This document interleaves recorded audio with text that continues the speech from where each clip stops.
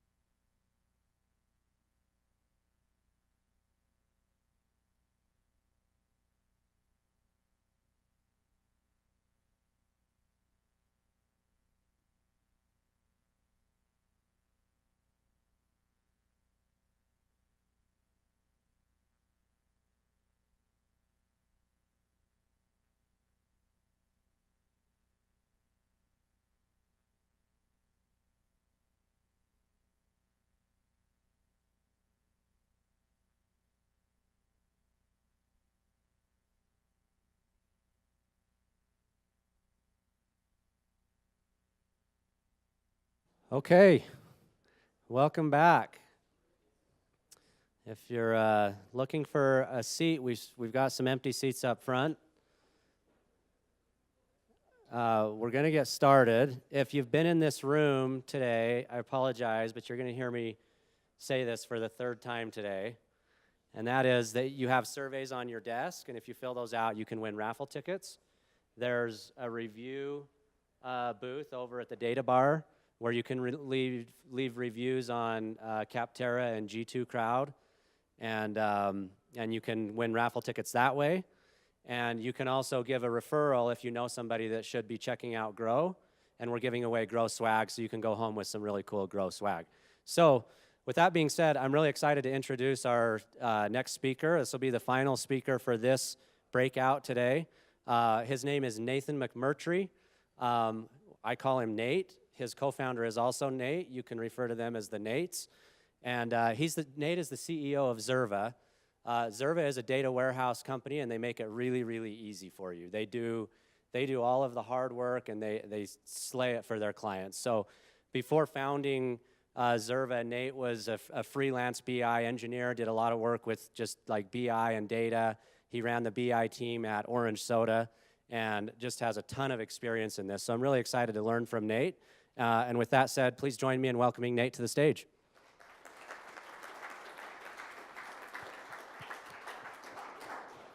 All right. Can you hear me okay? Back row, thumbs up. We're good? Okay. Thank you for coming. I'm having a great time at the Grow Summit here. If you decided to come to a data lakes and data warehouse breakout, you're my people, because there's a lot of people that won't see that and get excited. This is the most exciting topic I can talk about right now, so I've got to kind of keep a tight look at the time so I don't go over. Just to introduce our company, so we're Xerva. We have been, really what our mission is as a company is a data-first mission. We believe that getting the data right and organized and accurate is the most important part to rolling out a strong data strategy. As a company, when we find clients who have a very difficult problem in data, whatever that would be, and they're asking us to solve it, that's when we get excited. And so that's where we fit in the marketplace. When you talk about data today, they call it the 3 V's. It's really the 3 V's of data problems. The first V is volume, meaning the size of data that you're dealing with. This can also mean, Rob gave a great intro this morning on the average company has 18 systems. So the volume of data can mean the number of systems you're dealing with as much as it can mean the amount of data you're dealing with. Velocity is usually the second V, and that's talking about how fast you need the data.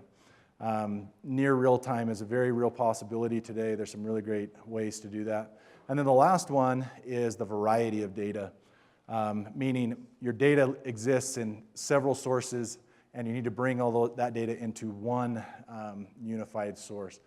I kind of wanted to read the room a little bit here. if you feel like your company has a volume of data problem, just kind of raise your hand. Let's just see where we're at. So kind of some myths, 1, 2, 3, 4, 5, maybe less than 10. Would anybody say that one of your big data challenges is the velocity of data, getting data as fast as possible? Okay, a few more. How about the last one, the variety of data? Do you have data in many different systems? Getting some nodding heads. This is what we're seeing in the marketplace today. We're seeing that the number of problems that people are having are very, very heavily weighted towards the variety of data. There are so many systems out there. There are so many applications that are solving very unique problems, but stitching those systems together is a lot of work. So I'm going to talk about data lakes and data warehouses, and I hate talking about tools without thinking about the bigger context. I think this entire summit is about the bigger context, which is awesome that you're here. We don't build data warehouses and data lakes without focusing on what that bigger context is. And really, you could say it's data-driven decisions. You can say it's better business insights.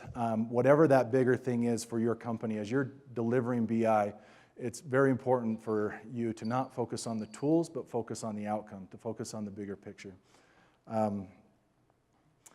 So, data lakes. Can I just, another raise of hands, anybody here who has deployed a data lake? Awesome. Okay, so I didn't see a single hand, so this will be at least educational for everybody here. Data lakes, this is a Gartner. Gartner does all of the research for a lot of technology, especially business intelligence. They call this the hype cycle. Data lakes went through a major hype cycle in these last couple of years. Where it's at right now is right there, which is on its way down. This was published about a year ago. So where we would actually be today is somewhere down here on what they call the trough of disillusionment. It doesn't actually speak to what the tool is. It speaks to how people are using the tool. When you're at the top of the hype cycle, which is where data lakes have been about a year and a half ago, that means the people are deploying the wrong tool for the wrong problem.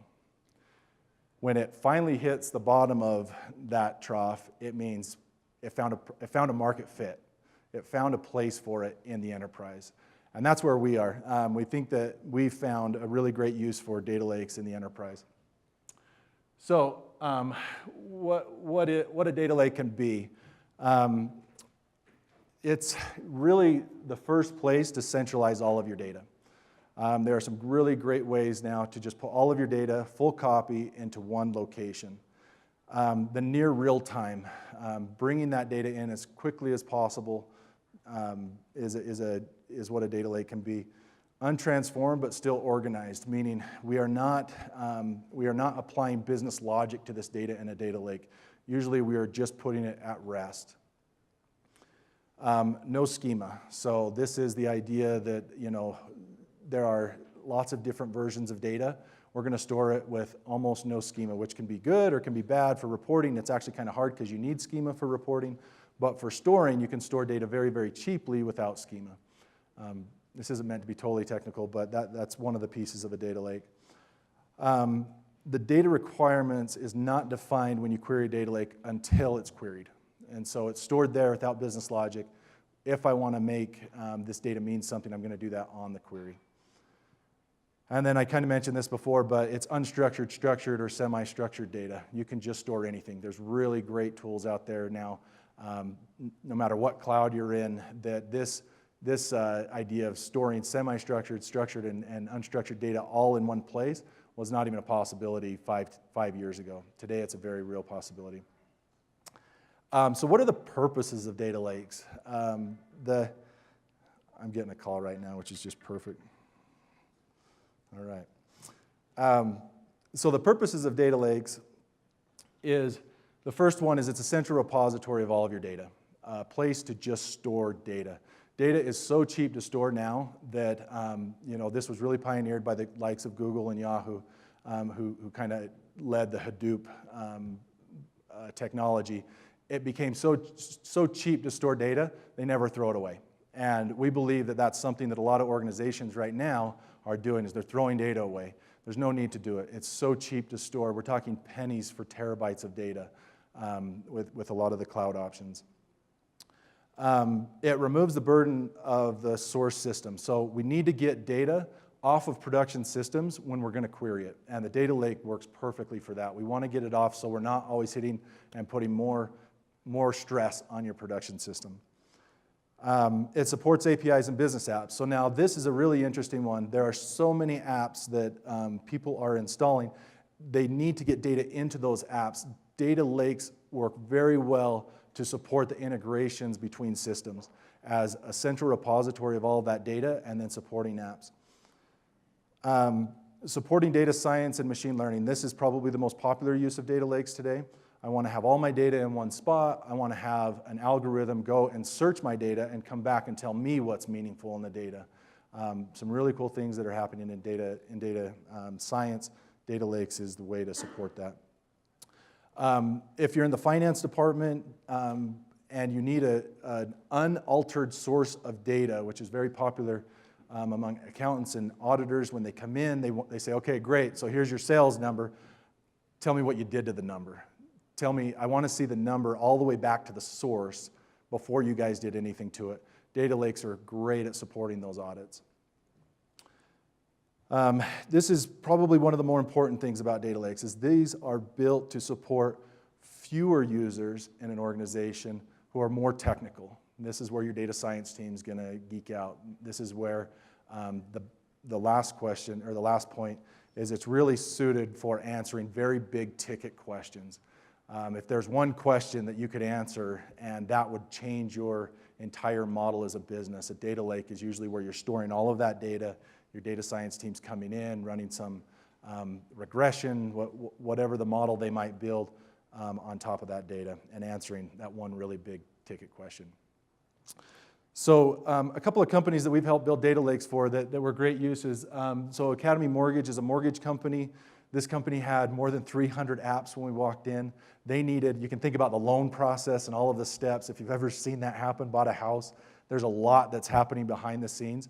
A data lake to support those 300 apps completely changed the way that the systems were integrated. That's how they were tying everything together.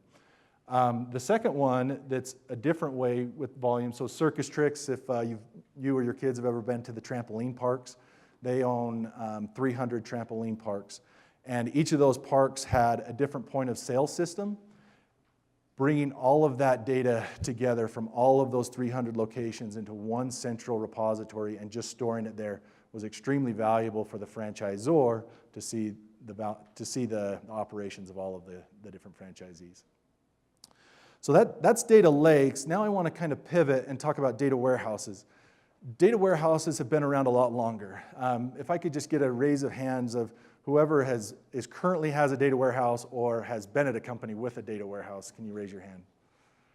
So yeah, that's usually this has been around in different ways, or I mean, you can go all the way back to the early 90s when data warehouses were really entering the scene. The analogy for those of you who need to be educated a little bit on data warehouses, we like to talk about a restaurant and talking about food, that the way it goes through a restaurant. It comes into a pantry where it's raw and it's just brought in and stored. You then take the food and you move it into a kitchen, and the kitchen is where you've got a chef, and the chef is going to apply recipes, and the chef is going to come in and he's going to combine different foods from the pantry to make that food as good as he can. And then only then does he take it to the last step, which is the dining room, which is really focused on the experience of the food, right? That's where everything looks nice. That's where everything is presented to there. The analogy is that instead of food, we're talking about data. Data brought into a data lake in its raw form. And then this is where the real heavy lifting happens, a data warehouse. This is where you're taking different sources of data. You're trying to create that one source of truth with your data. You're trying to bring in, your customer data is probably in 10 different sources. This is where you're stitching all of that together. And then after the data warehouse is built, putting the Viz tools on top. So this is probably something you're more familiar with, but I just wanted to run through these. So the purposes of a data warehouse, that's where the single source of truth is created. That's where we're applying business logic. There's a lot of relationships that are created between tables to build what they call conformed dimensions. And conformed dimensions is just a fancy way of saying we only have one table that describes a customer. We have only one table that describes a location or a product. And because we only have one table, that's where a conformed dimension is created. That's where one version of the truth is created. And so, yeah, some of the other pieces is we're going after the lowest grain of data in a data warehouse. We always want to be able to see a summary piece of data point and drill down. You can always drill down. It's impossible to, if you lose the summary and you can't drill down, then you don't support all of your business needs. The last point I'll say on the data warehouse is the point of a data warehouse is to support many users, and especially the non-technical users. This is where people shouldn't need to learn how to code in order to actually go in and get that. Every organization has very smart people who are not technical, and you should have a mission to support those people. We see these almost in contrast of each other, the data lake versus the data warehouse. The data lake, which is focused on centralizing all your data, the transactional lowest grain of data, raw and unchanged, versus the data warehouse, where we're focused on accuracy, we're focused on accessibility and actionable data and organizing the data. The common uses, so auditing, data science, and supporting APIs here, and then the data warehouse that's focused on supporting analysis of the business and reports and dashboards. Here is kind of our view of the modern data architecture, where extracting from many data sources, landing it first into a data lake, then taking that data and building a data warehouse on top of it, and then supporting machine learning and analytics, kind of those high-level functions from either the data warehouse or the data lake, and then being able to sit any kind of is on top of that data lake or data warehouse. This is the picture, and it's I'll say it's quite an undertaking to put it all together. It's amazing to see companies that have done this, because you're supporting everybody. You're supporting the data science team, you're supporting any business analyst, you've got technical users who are going to use it, you've got non-technical users, your executives are getting the same numbers that your analysts are working off of. It's really cool to see it all come together. A company that we thought was really cool is Black Clover. They're a very fast-moving brand. Really cool things happening with their sponsorships. Deploying a data warehouse for this company, for them it meant managing their sales team, making sure that their owners had visibility into what their sales team was doing, and then more importantly, they had major inventory problems. They had to track their inventory better. Data warehouse was a perfect way for them to get numbers like how many turns on their inventory or getting to see the velocity of their inventory. And so Black Clover was great. So this is where we get into a little bit of the gospel of Xerva and the way we see the world. One of the cold hard facts that we deal with, we've been building data warehouses for some time, is that 80% of these data warehouses, according to Gartner, are failing. And when you're in an industry and you're seeing a number like that, I mean 8 out of 10, it hits you pretty hard. You think, well, why are these failing? Because I love the technology and I love what this could do. Why is it not doing that thing? At Xerva, we spent a lot of time thinking about it, and we came down to the fact that data warehouses were too expensive to install, that they were too costly to maintain, and you kind of had to have these things lined up where you had the perfect team to staff. It takes a lot of expertise to run a data warehouse. So the answer that we came up with at Xerva was to create what we call a done-for-you service.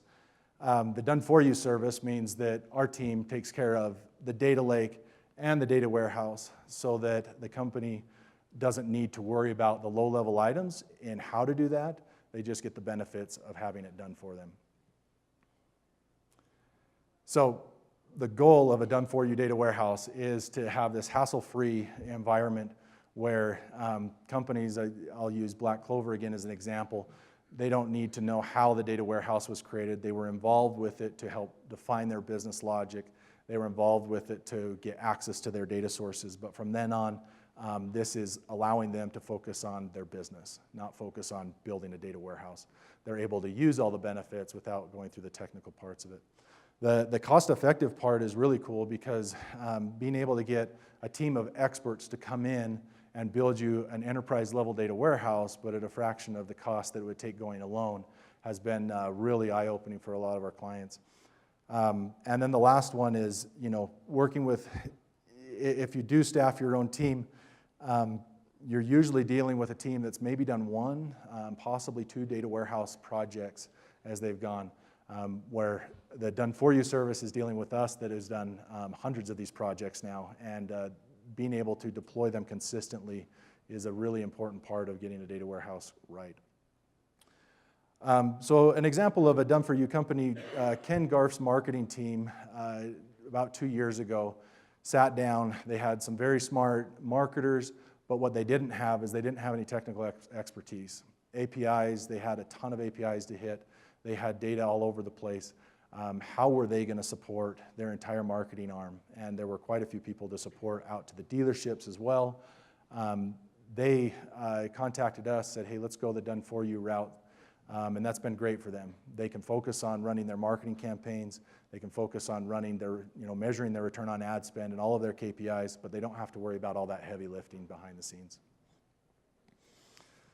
Okay. Now comes the controversial part of the. So I think it's really important to have a view of the future, and you kind of got to just predict it. Our prediction is not necessarily that SaaS is dead, but that SaaS is about to massively change. We're making a bet. Well, actually, let me give a little bit of context on why we believe this. So if you wanted to become a great photographer, one of the first things that you'd do is you'd go out and do a lot of research on buying a camera. You'd go find a camera that has every bell and whistle that solves that helps you become a great photographer. Just because you bought that camera doesn't make you a great photographer. Maybe you know some people who feel like maybe they bought a camera and that made them a great photographer, but it doesn't. In the same sense, we feel like SaaS has done this, where you get somebody like Salesforce, your bigger, greater context was, I wanted more sales. Like, that was what I wanted. And so I went and I got a tool, which was Salesforce. And what Salesforce created around it was this ecosystem of consultants. And so people will come in and they'll buy Salesforce and it'll be very affordable, but then they'll be stuck with this thing that they need to be trained on, or they need expensive consultants on. The consultant community around Salesforce is its own ecosystem. And that's kind of this slide right here, where to get to more sales, I need the tool, I need the muscle, and I need the expertise.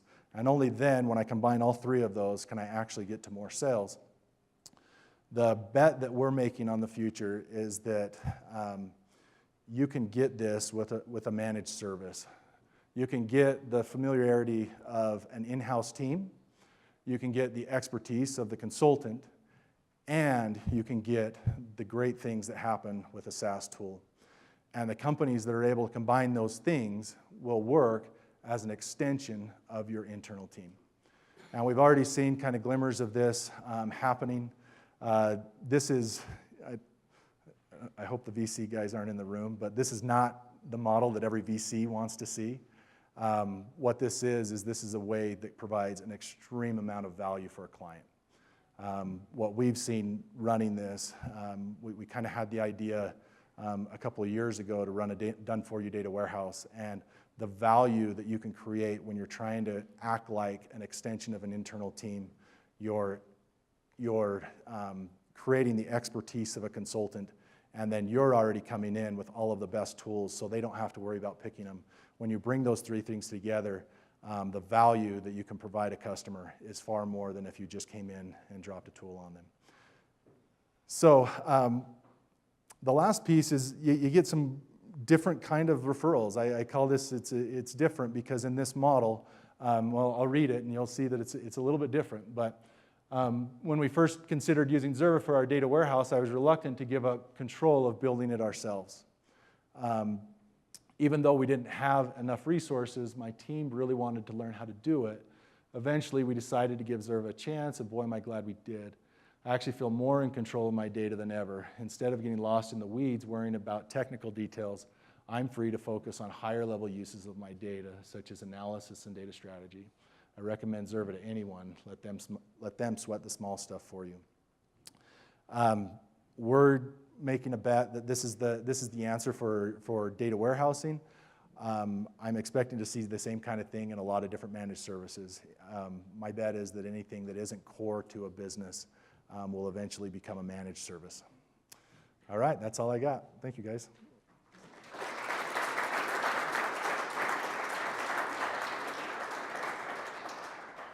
Awesome. Thanks so much, Nate. We have a few minutes, 5 to 10 minutes for Q&A. So if there's any questions, fire away. I do have one incentive. Yeah. So the Jazz are playing the Raptors tonight at 7 o'clock. So if you can make it, you have to answer a question first before you just raise your hand. But I like it. Oh, you're going to be there? All right. These tickets are within arm's reach of the Jazz players. So you're right there. So 7 o'clock tonight, I'll ask the question, who can explain the difference between So you want? Are you going to identify the? I'll pick someone, or you want to pick someone? You tell me.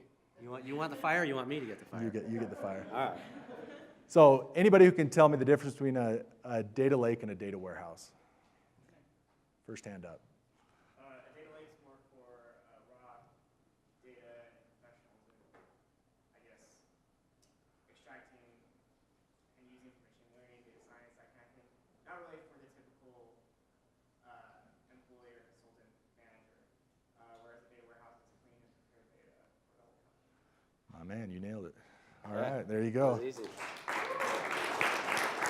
Enjoy. Are there any questions from the audience for Nate? Yeah, please. And you can talk loud, or I can come to you. I'm pretty loud. Okay.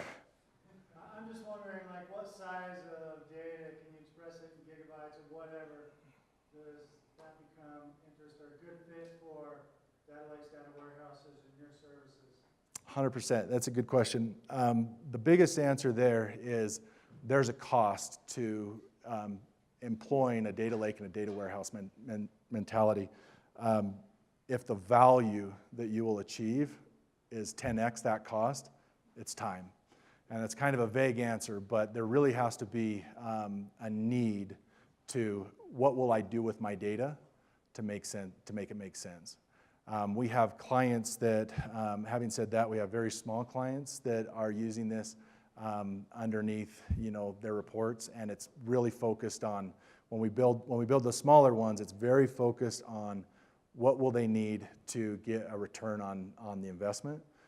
Some of the bigger clients that we've done is more of a bottom-up approach, where it's let's get all of the data from a system, all of the systems into one place. And so that's my way to hedge, to say that there are definitely uses at a smaller enterprise all the way up to the largest enterprise. What provides the value? Is it the additional insight? I mean, we don't have a lot of data. We don't have a bunch. We have a lot in the middle. But where do you think most of the value comes from? Is it easier? We don't have a super hard time getting to it, but we also don't know what to do with this order. So where's the value that comes from? And I kind of understand the data warehouse and data lakes, and looked at them for years, but in the end, this is kind of right there. You know what I mean? I got you. Yeah, no, it's a great question. The way the value always starts is in automation. So there's probably a lot of things that your people are manually doing. And if you just said, man, if that was just automated, my people could not do that process. Rob mentioned 80% of analytics right now is data prep. If your people weren't doing that 80% of data prep, what else could they do? You can quantify that. And then you get into some less tangible things, like what if we were all agreeing on the same number? What if marketing and sales were coming to the same meeting and they were using the same number?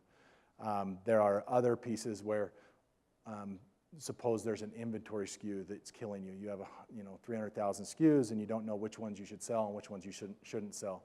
If there's some higher questions that you're trying to ask that would really move the needle for your company, the data lake, data warehouse strategy really helps. Yeah. In the context of the data lake, do you have any recommendations on how to manage historical snapshot data? Time series. So there's some great resources on how to organize a data lake.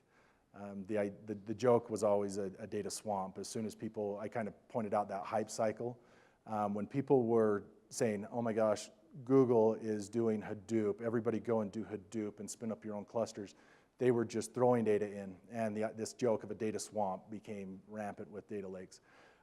There are different ways, and that's a longer conversation, of how to organize a data lake.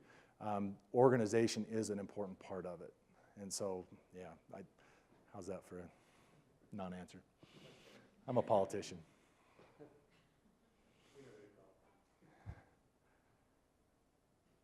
Anything else?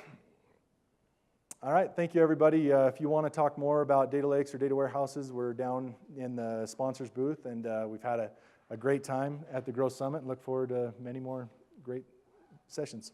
Awesome, thanks so much. Let's give Nate a big round of applause. We've mentioned it a few times. I didn't mention it before this presentation, but Xerva is also our platinum sponsor, so we're really, really grateful to these guys, and they do really, really great work. So thanks so much, Nate. So this concludes today in this room. The keynotes will resume in 5 minutes in the main conference hall. So everybody head over that way, and thanks so much.